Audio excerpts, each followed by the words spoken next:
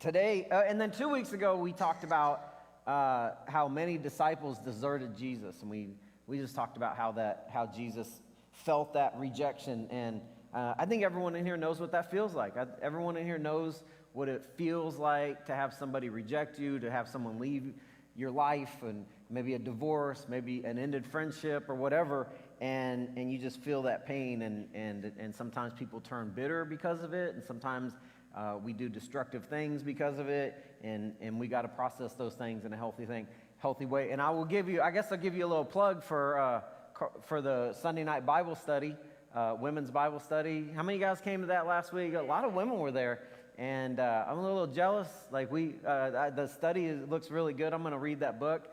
I think it's called Uninvited, right? And it just talks about some of that, the rejection and all that. And so you guys need to step it up. We got to get our own stuff going and do some studies like that. Anyways, so we're going to get into it today. Today's the story about the woman caught in the act of adultery. And what I want to do, we watched the video, and I was just going to move through the story. I'm going to go back and read the verses. We're in John chapter 8, and we're going to read verses 1 through 11. So let me just start in verse 1. It says, Jesus returned to the Mount of Olives, but early the next morning, he was back again at the temple. A crowd soon gathered, and he sat down and taught them. So there's Jesus at the temple, and he's teaching the crowd. And verse 3 says, as he was speaking, the teachers of religious law and the Pharisees brought a woman who had been caught in the act of adultery. They put her in front of the crowd.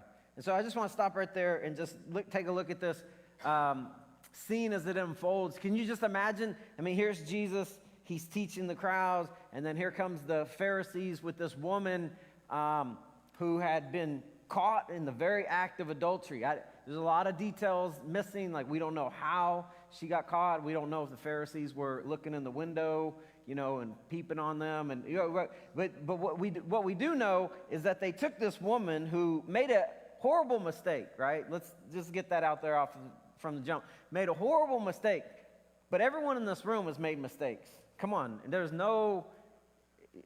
might be some self-righteous people in here, but there's no people in here that are truly, truly righteous in your own accord. You are righteous because of Jesus' account, okay? And so all of us, you may not have committed adultery, but everyone in here has done something that you just cover your head, and you're just like, I'm so ashamed of that. Everyone in here knows what that feels like. So I want you to, as we look at this story, think about this woman who they drug in, and they just threw her in front of this crowd. Why? Because the Pharisees had beef with Jesus. They had conflict with him, and they were trying to prove a point. So in order to prove their point, they took this woman who had made a horrible mistake, but humiliated her in front of the whole crowd. Because what's not said about in this story is somewhere there was another man, right? In order to have I don't think I need to explain this to you. There's kids in here, but I'm just saying, like, there's a dude somewhere who also was caught. Why didn't they bring him? Okay? They didn't bring him. Because in the Old Testament, there is a thing for this. In the Old Testament, it says that if two people are caught in the act of adultery, you're supposed to take them outside the city and stone them to death. Some pretty serious business. That God wanted you to know that committing adultery is a serious thing. Don't do it. And so they took the woman, but where was the dude? But then I started thinking too, like, somewhere there's a husband. Like, she's committed adultery, so that means, right, that there's a husband somewhere. Imagine him, the humiliation there, because now the whole city knows about it. The whole town knows about their business. And they just humiliated this woman. Now there's probably kids. I can't prove that. I don't know that but there's probably some kids, right? Kids are going to go to school Monday morning. Hey, I heard about your mom, right? It's just horrible stuff. People are mean, right? People can be cruel. Sometimes Christians can be the worst. Some church people, right? All right, you know that. Everybody knows that. So you just look at this story, and so they took this woman, and because the Pharisees were trying to win a debate, an argument with Jesus, they took this woman and completely humiliated her. Yes, she made a mistake, but they completely ruined her life and her husband's life and probably kids if there's involved. It's just all this stuff. And all I'm saying is that we have to be careful not to do that. Like, whenever you're trying to prove a point, I see this in politics all the time. You watch politics. I don't even watch the news anymore, but sometimes you just see it scrolling through Facebook or whatever, just these political debates. And man, they will throw some low blows. Like some people just have no morals at all. And they'll drag people's kids into it. And, you know, the president's talking about I remember when Trump was in office and they were talking about his son. I was like, you may not like Trump. That's your choice, but leave his kids out of it. And the same with Obama and everybody else. You know, just we've devolved and we don't have any class in this nation anymore. You know what I mean? Like, can't we just fight fair? Anyways, that's a whole, I'm not trying to get off on politics, but I see that all the time. I'm like, sometimes people, just to win a political point, will completely drag somebody through the mud. And so we have to be careful about that. Okay, so let's go on. So they took this woman and they threw her in front of the crowd and in front of Jesus. And they were like, they said they were trying to trap her. So back up verse 4. We're in verse 4. It says, "Teacher," they said to Jesus, "this woman was caught in the act of adultery. The law of Moses says to stone her." They're right about that. That's true. But they go, "But what do you say?" And they were trying to trap him into saying something they could use against him. So let me help you understand this if you're not super familiar with the Bible, or maybe if you are, it's a refresher. But so they're trying to trap him because this is a catch-22. So there's Jesus. This woman was caught in the act of adultery. And it is true in the Old Testament, somebody caught in adultery. And then other reasons, there are several reasons why people could be stoned to death in the Old Testament. But they were trying to trick him because if Jesus says, no, don't stone her, well, then they can say, well, see, we know you're not God because God wouldn't do that because God gave us the law in the Old Testament. And now you're contradicting what the Bible says in the Old Testament. So you clearly aren't who you say. If he said that, that would be one thing. But then the other side is true, too. If Jesus would have said, all right, go ahead and stone her. Well, now you got another problem because they weren't legally allowed to stone this woman. Because if you know anything about this time, they hadn't stoned anybody. And does everybody know what I mean when I say stoned? Like picking up rocks and killing them. We're not talking about getting high. We're talking about chucking rocks at people's heads until they're dead. All right.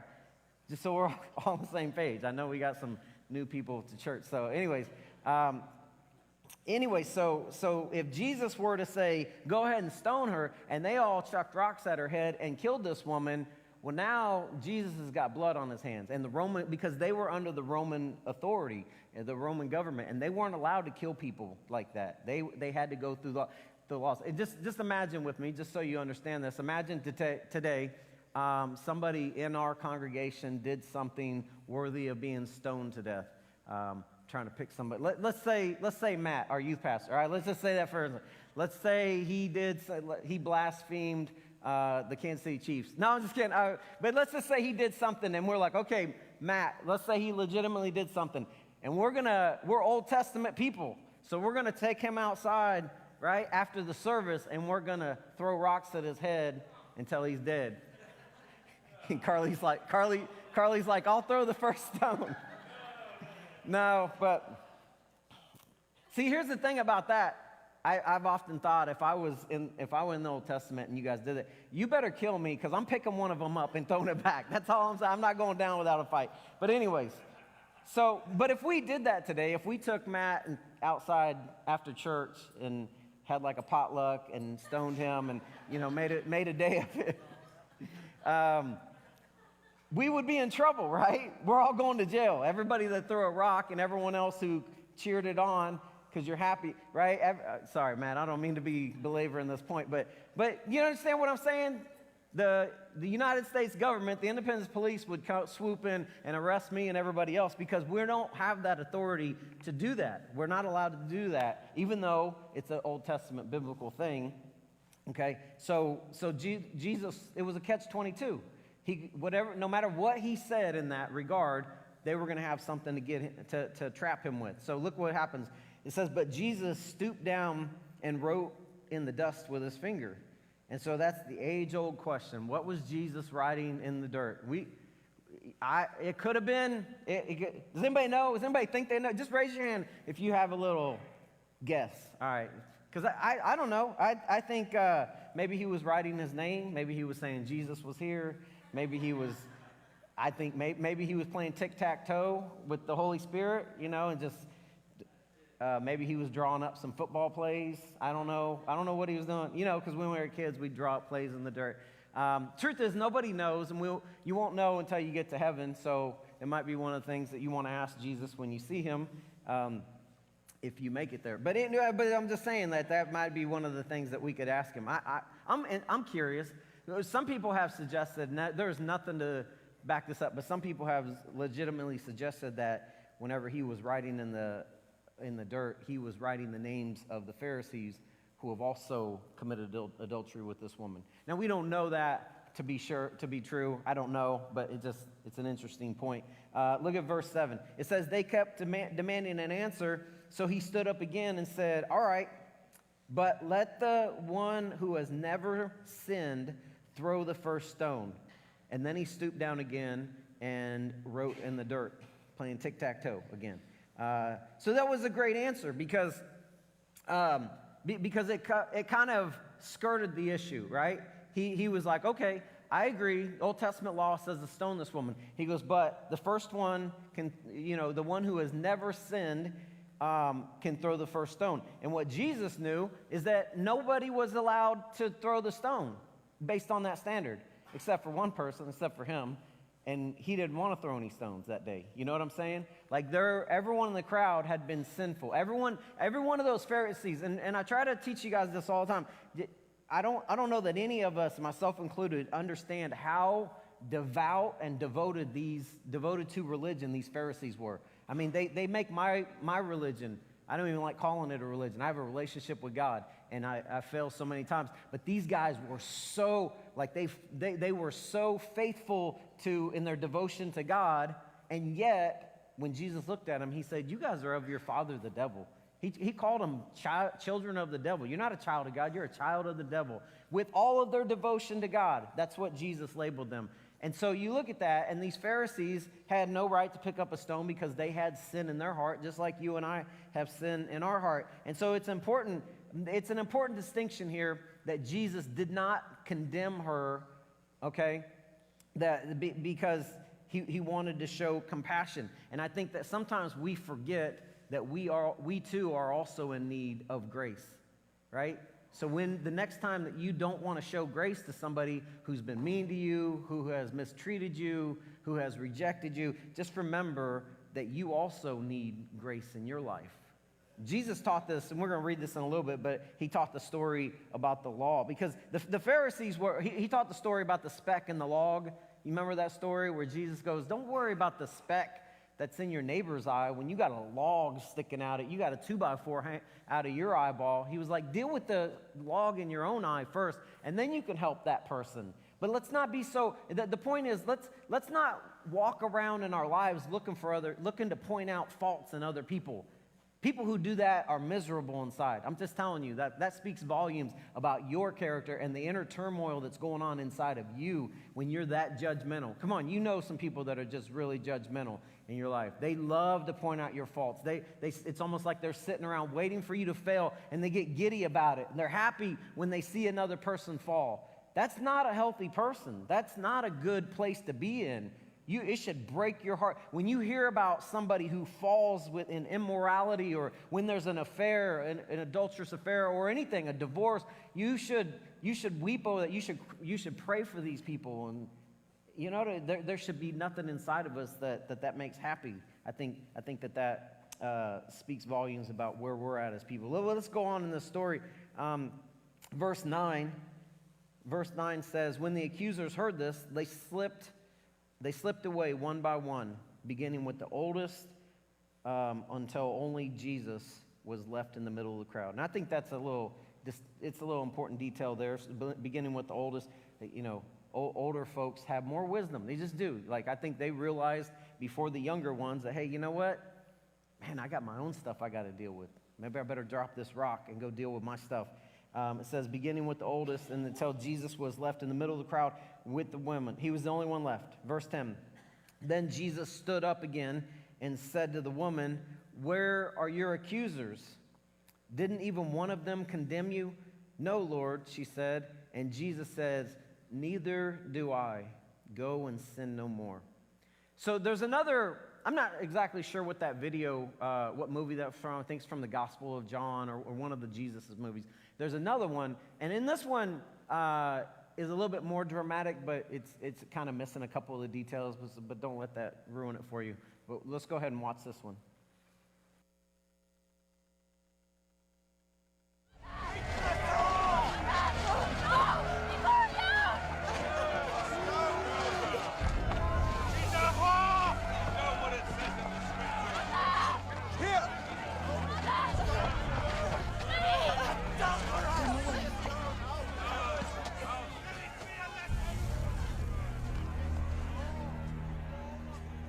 Law commands us to stone such a woman.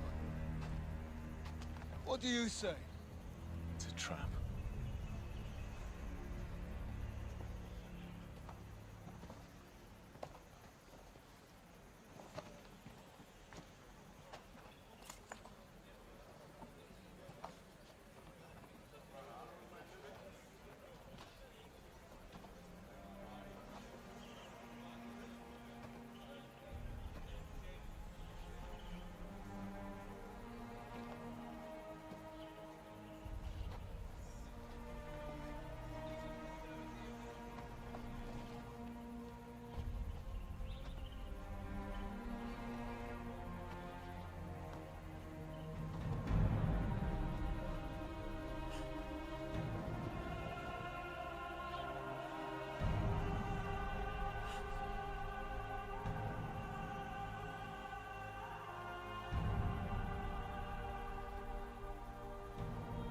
I'll give my stone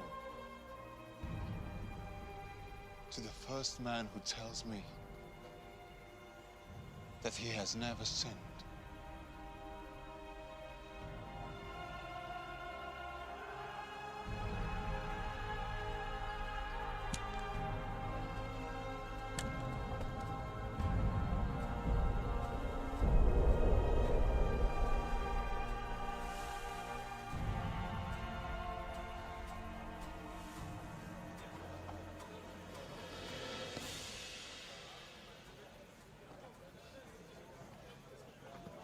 Wait here.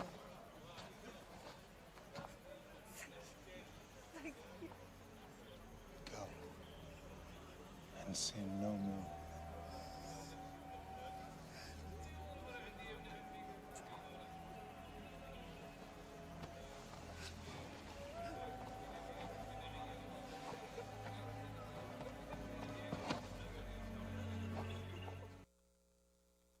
All right, so in that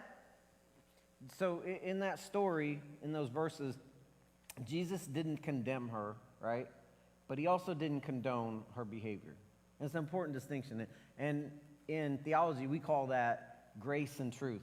That's operating with both grace and truth. And that's where every Christian should be at. I think some people lean towards grace more than truth at times, and other people lean more towards truth than grace. But if you're taking notes, I want you to write this down. Go to the next slide.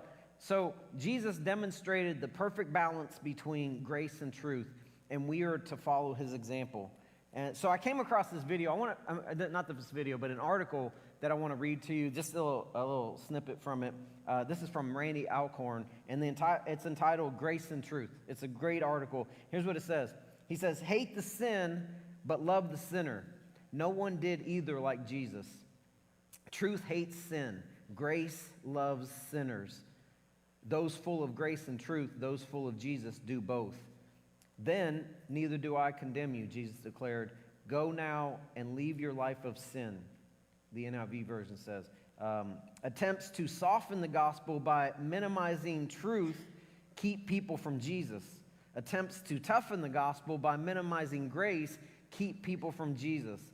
It's not enough for us to offer grace or truth. We must offer both. When we offend everybody, we declare truth without grace. When we offend nobody, we water down the truth in the name of grace. John 1:14 tells us Jesus came full of grace and truth.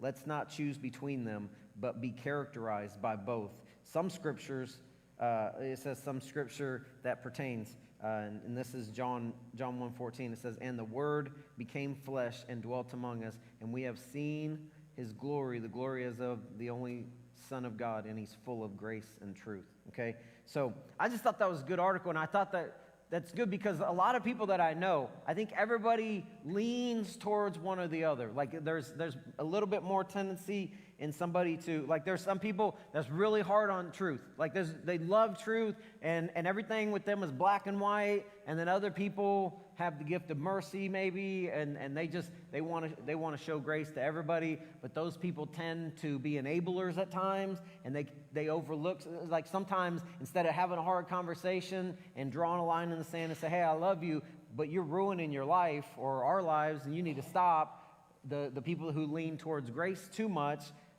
tend to do that. So in this story, I was thinking about this. In this story, there's three characters. There's the Pharisees, who represent those who are harsh and unforgiving. Okay, the woman represents those of us, all of us, who have messed up and are in need of grace. And Jesus is the character that represents both grace and truth, how we're supposed to deal with people, show mercy, and also be a person who is of truth. Okay, so what I thought about is, I think if you look at this story, which one do you connect with the most? Which one resonates with you the most? Because there's some people that I know that are truth people, and everything's black and white, and you don't like any gray areas, and you kind of look at the Pharisees and go, well, let's cut them a break. They were just operating under the Old Testament law, and what they said wasn't necessarily wrong, and yeah, maybe they overreacted, but people need to be called out on the carpet. And so you're a truth person, and if you're a grace person, you're like, oh, let's just love them and give them, we don't want to pick up rocks and stone them to death. We want to give them candy and have a party for them, right? And that's probably not the right thing to do either. There's got to be a balance, and Jesus demonstrated that balance. He didn't throw the stone at her and kill her, but he also told her, go and sin no more. So it's an important distinction there, that Jesus wasn't just a person of grace, he was full of grace and truth. So as we wrap this up, I want to read Matthew 7. I want to read a couple of passages here. Matthew 7, this is from the Sermon on the Mount. And I don't have time to really dig into this, and because when a lot of people misinterpret this about judging, some people will say, see, you're never supposed to judge anybody. And I'm like, well, that's not exactly true. Like, Jesus did not condemn this woman, like not that kind of judging. Like, I don't think my job is not to go around and judge everybody. But does that mean that I don't come to judgments about certain things? Every single day of my life, I come to judgments about people, about situations. We are supposed to do that. But here's what Jesus said in the Sermon on the Mount. He said, do not judge others, and you will not be judged, for you will be treated as you treat others. Like, that's the rule right there. It says the standard you use in judging is the standard by which you will be judged. And why worry about the speck in your friend's eye when you have a log in your own? How can you think of saying to your friend, let me help you get rid of that speck in your eye, when you can't see past the log in your own eye? He says, hypocrite. Okay? Now, he doesn't say that if your friend has a speck in their eye, to just ignore that. He says, hypocrite. He goes, first get rid of the log in your own eye, and then you can see well enough to deal with the speck in your friend's eye. So it's not that the speck in their eye doesn't need to be dealt with. It's just that we have to be careful, and we need to understand that we need to operate from a posture of grace, from someone, hey, I want to help you because I'm a person who got help myself. I'm not condemning you. I'm not looking down my nose at you and saying you're a horrible, rotten person, because if we're talking about that, I am too, okay? We all are. Now, here's the other thing, because some people will say, see, you're never supposed to judge. But in 1 Corinthians 5, there was some sexual sin going on in this church, and the Apostle Paul was like, you need to deal with this. And he says in verse 9, he says, when I wrote to you before, I told you not to even associate with people who indulge in sexual sin, okay? He says, he goes, I wasn't talking about unbelievers who indulge in sexual sin or are greedy or cheat people or worship idols. He goes, you would have to leave this world to avoid people like that. So he's going, I'm not talking about people who don't want anything to do with God. If we went around... Well, look, there's some people that I know that do that. There's some people that are Christians, and they spend all of their day arguing with non-believers on Facebook and Twitter, and I'm like, you're out of you're wasting your time. You're casting your pearls before swine. You're not even supposed to do that. But he goes, I'm not telling you to judge unbelievers. He goes, you would have to leave the world to do that. He says, but verse 11, I meant that you are not to associate with anyone who claims to be a believer, yet indulges in sexual sin, or is greedy, or worships idols, or is abusive, or is a drunkard, or cheats people. He goes, don't even eat with such people. I'm not even going to interpret that for you. I'll just let the Holy Spirit do that for you. But he says, verse 12, it isn't my responsibility to judge outsiders. Who's an outsider? An outsider is an unbeliever. It's somebody that doesn't go to our church, someone who doesn't want anything to do with God. It's not my job to do that. He goes, it isn't my job to judge outsiders, but it certainly is your responsibility to judge those inside the church who are sinning. He says, God will judge those on the outside, but as the scriptures say, you must remove the evil person from among you. And look, all I'm saying about that, I'm not giving you permission to go around in our church and to judge people and to condemn everyone that's in here. All I'm saying is let's not worry about other people, but sometimes, okay, I'll just say it like this. Like sometimes I have friends, people that maybe go to this church, people who I care about, who are believers, and sometimes they're living their life in such a way, and sometimes God prompts me, Joey, I want you to go to them, maybe as their pastor, maybe as just their friend, and I say, hey, listen, I gotta have this hard conversation with you. I'm not judging you, I'm not condemning you, because I'm a person who needs grace just like you, but I just want to call you on the carpet on this, because you're ruining your life, you're ruining your family, right? This is the thing that you have to understand about sin. And like this woman who was caught in the act of adultery, okay, she chose that, okay? That was her poor choice, and unfortunately it turned into what it did. But when we choose to do the wrong thing, whenever we choose to go outside the bounds of marriage or do something that God has clearly said don't do, that's called sin, and that carries consequences. And sin ruins people's lives. It destroys families. It ruins churches. It disrupts society. All the problems in our world right now are due to it's a sin problem, okay? And so I can't control what everybody else does, but all I'm in control is what I do, is what Joey does. And so every day of my life, I'm trying to walk with God and trying not to sin. And when I fall short and I sin, I know that brings consequences. It just does. And so we have to be very careful. But go ahead and go to the next slide. Here's a couple of memes I came across. Nope, go back up. Just go to get off of that one real quick. There we go. He says, I'm not judging you. Or he says, I'm judging you. I'm judging all of you. Or you all. Go to the next one. That's another funny meme about her. Yeah, you know somebody like that always just has this look about them, like they're just condemning you, like they're judging you. Okay, anyways, I just thought that was funny. So just leave it on there for a minute. Let me just talk about, I talked about this earlier, about the difference between condemning and condoning.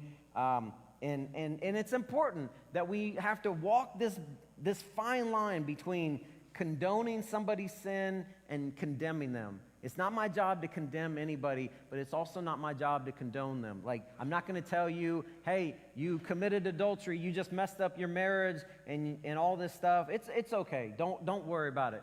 No, that's not the right answer. But I don't have the right to pick up rocks and kill you, you know what I mean, and stone you to death. And so let's be people who operate like that. Let me just leave it on there for a minute. I must have got those out of order. So you guys can see I have these rocks up here, right? So I told you in the Old Testament, that really was a thing. I don't know how often it happened, but when somebody committed adultery, when children disobeyed their parents, they could take them. I'm serious. You can go read it.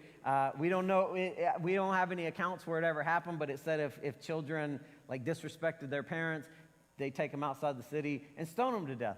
And so I've always thought about it. I've taught on this before, so maybe you've heard this before. But I've just spent a lot of time just thinking about if I lived in the Old Testament and how would I, like I've just tried to be a critical thinker and think about, okay, if I was going to stone somebody to death, which rock would I choose? You know, like it's an important that you choose your selection. Like you pick up one, like you want one that's aerodynamic, right? So it can go through the air without the wind resistance. Because you want to here's the point, you want to do the most damage with you know what I'm saying? Some people don't think this is funny, but I was trying to think like isn't that the point? Like the point is we're going to stone somebody to death. We want to kill them. Do we want to kill them quickly or do we want to kill them slowly? Okay, so that might determine what rock you get. Now, some of you guys, so just everyone here who's judging me right now, look at this rock pile and just tell me which. You don't have to tell me. Which rock would you pick? Just look at it. Just get a glimpse of it and look at it. Like, would you go for this big one, or would you go for this little one right here? Right? I want you to now. I'm gonna drop the hammer on you. Go to this next slide, because here's what I want to show you. Go back to that slide. The size of the rock that you choose says more about who you are as a person. Do you understand what I'm saying? And I'm not trying to condemn everyone in here, but I'm saying realistically, like if we were in a situation and we had to pick up rocks and stone somebody, I feel like there's some people who would grab the biggest rock they could, a boulder, because they want to inflict, like that. I think some people would relish it. And what that would say about you speaks volumes. It says that you're not okay on the inside. It might speak to you about the fact that you might have bitterness inside of you, and you're just upset about some external things that have nothing to do with this poor woman who got caught in the act of adultery. But you're going to take it out on her because of the way your dad treated you growing up, or because God didn't give you what you thought you, or whatever it is. And you're going to hit this person in the head with the rock. And so I'm just saying, like, whatever rock that you would select, I think might speak about what's going on inside of you. And I think the bigger the rock, the bigger the problem inside of you. And I think the smaller the rock, maybe you're a person, maybe you're sitting there going, well, I don't want to pick up a rock. I don't want to hit them. Okay, that's probably the right answer. But there's times that you have to do that. And I got a little pebble in my, maybe, like if I was required to hit somebody, maybe I'll just like throw that at them. You know, I don't want to hurt them, but I have to do this. But I'm just saying, so there's some people that I know, they're going, yeah, I'll be first. Like, give me this big rock because I want to do some damage. I'm ready to exact some revenge on somebody. And I just feel like we need to be very, very careful. And so I wanted to, here's what we're going to do. We're going to have just a time of invitation. If you guys would just bow your heads and close your eyes. I want to give you the final thought. I guess you can write this down. Living your best life means, listen, extending grace. Why? Because we realize that we also are in need of grace. So with your heads bowed and eyes closed and no one looking around, I'm going to ask you to stand to your feet because we're going to play this last song. And this is just figure of speech, spiritually speaking. But I feel like as you're standing there, everyone just stand to your feet. I feel like some of you guys you got a rock in your hand. You've been carrying this rock around, and it's like maybe you got a big one, maybe you got a medium-sized one, maybe it's small, and you're just waiting for the opportunity. Let's just bow your heads and close your eyes. I want you to just think about this. I want you to think about where you're at with God. Are you upset? Like, are you mad at the world? Are you mad at God? Are you really bitter to your ex-husband or ex-wife or something, like some coworker that you used to have, somebody that really hurt you?